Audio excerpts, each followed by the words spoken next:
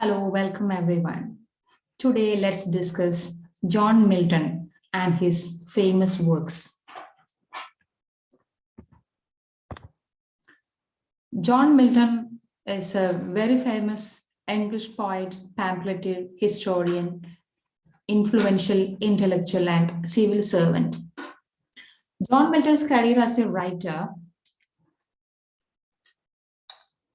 of prose and poetry spans three distinct eras: Stuart England, the Civil War, and the Puritan England. It includes the Commonwealth period and the Protectorate and the Restoration. Milton's chief polemical prose was written in the decades of the 1640s and 1650s during the strife between the Church of England and various reformist groups such as Puritans and between the monarch and parliament. John Milton is best known for the greatest epic in English, Paradise Lost, that was published in the year 1667. As I mentioned earlier, the time of his writing was a time of religious flux and political rivalry. And all these social problems reflected in his writing too. Milton was a strong Puritan. He believed in the authority of Bible and he opposed the Church of England and the monarchy. Milton wrote in many languages. He can be called as a scholar.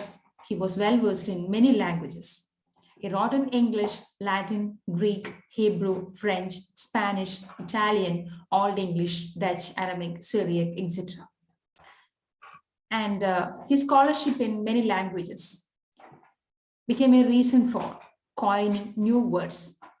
He coined many new words in English by using his Latin and Greek knowledge.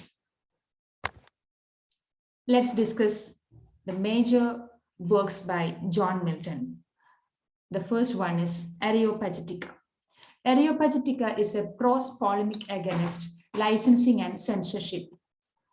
And it can be called as the most influential and impassioned philosophical defense of freedom of press and speech. It was written at the height of English Civil War. For writing this work, Milton had a very important personal cause because he published the work, The Doctrine and Discipline of Divorce, in 1643. He could publish it anonymously only because it was unlicensed and also was condemned by the Puritan clergy as being heretical and intending to foster sexual libertinism. And about the title, Areopagitica. Milton borrowed its title from a speech written by Athenian orator Isocrates. He lived in the 4th century BC. Next work, the twin poems El Allegro and Il Penseroso. Both of these are pastoral poems. They are published in 1645 poems. El Allegro, it is an Italian word. It means the happy man. Il Penseroso means the melancholy man. Both these can be called as lyrical poems and they follow traditional classical hymn model.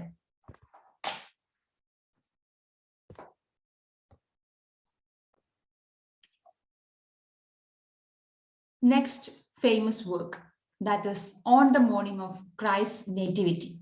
It is a nativity ode written in 1629. It can be called as the first masterpiece work of John Milton. The poem describes Christ's incarnation and his overthrow of earthly and pagan powers. The poem also connects Christ's incarnation with crucifixion. Next famous work by John Milton is Lycidas. Lycidas is a pastoral elegy that is written in 1637. It is written for dedicating to the memory of Edward King. He was a friend of Milton while he was studying at Cambridge. Edward King drowned when his ship sank in the Irish Sea off the coast of Wales in August 3rd, 1637. It is one of the poems Milton composed in English. Next, the very famous Paradise Lost. It can be called as Milton's masterpiece. It's an epic poem written in blank verse. Blank verse means unrhymed iambic pentameter lines. Blank verse was not much used in the non-dramatic poetry of the 17th century until Paradise Lost, in which Milton used it with much license and tremendous skill. And also he made use its flexibility and capacity to support syntactic complexity. The epic Paradise Lost is divided into 10 books, and also it is based on the biblical story of the fall of man. Next famous work by John Milton is Samson Agnesis. It is a tragic closed drama. It is a poetic drama written in blank verse. And also the poetic drama Samson Agnesis is appeared with the publication of Milton's Paradise Regained in 1671, the second part of the epic Paradise Lost. And the theme of Samson Agnesis, it is a story of Samson, and this is taken from the Old Testament. This Samson had all his power stored in his hair. When it is cut off by his enemies, Philistines, he lost all the powers.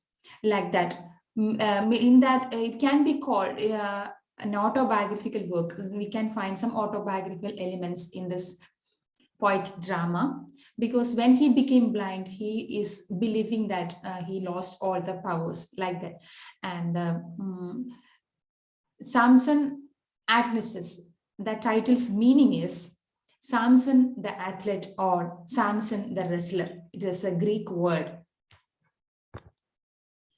Let's move on to the quiz. Here, let's discuss some very important questions that can be asked in competitive exams based on John Milton, his works. First question, at what age did Milton become blind? He became blind at the age of 43. The year is 1652. You should not forget this. It is a very important question. Next question, under whom did Milton work as a civil servant? Milton worked as a civil servant for Oliver Cromwell. Next, Milton's theological views can be considered as what? Heterodox. Milton's views on God can be described as heterodox. Heterodox means it is an intermediate position. It is not conformed with orthodox standards of views. How many books were there in the second edition of Paradise Lost? In the first edition, there were 10 books. We have already discussed it. And in the second edition, there were 12 books for Paradise Lost. Then, next question, in which year the second edition of Paradise Lost was published? The second edition was published in the year 1674.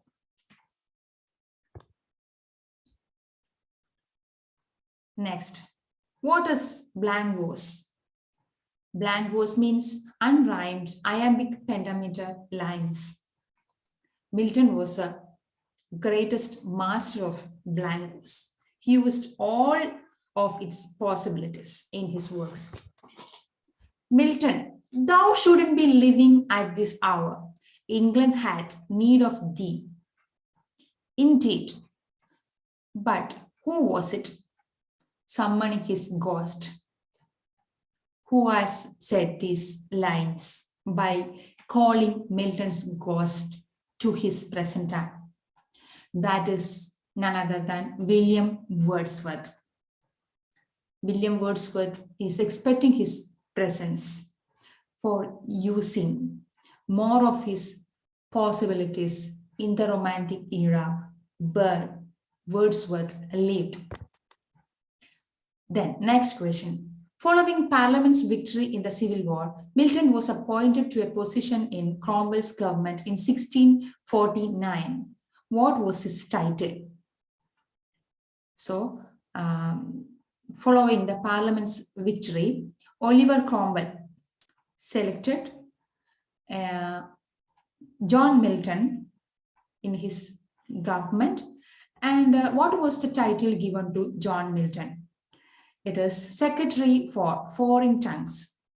As we have already seen, Milton is well versed in many languages. So he is the most suitable person for holding this position of Secretary for Foreign Tongues. Next, Milton addresses his heavenly muse by name. What is she called? It is a question from Paradise Lost. In the first part of Paradise Lost, that is invocation. And in that part, Milton is addressing his heavenly muse for showering her blessings for writing this grand epic. And what is the name of that heavenly muse? That is Urania. Next question. Where was Milton born? That is in Bread Street, Cheapside, London. You should not forget this place. Bread Street, Cheapside, London.